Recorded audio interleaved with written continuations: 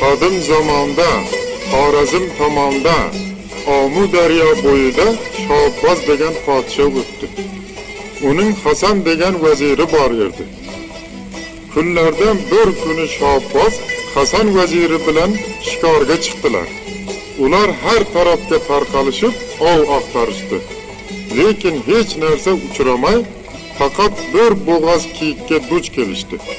Podsho vazirga qarab: "Ey Hasan vazir, men bu ovdan hech narsa topmadim.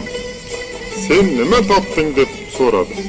Shunda vazir: "Ey podshohi olam, menga bir bo'g'oz kiyik uchradi. Lekin men uni otmadim.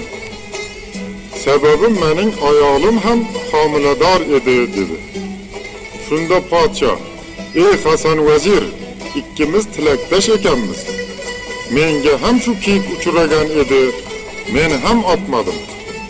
Kel ikkovimiz xudo bo'laylik.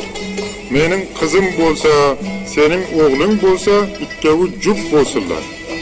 Agar ikkovi o'g'il yoki qiz bo'lsa, do'st bo'lsinlar" deb shu yerning o'zida ahdnoma yozdi.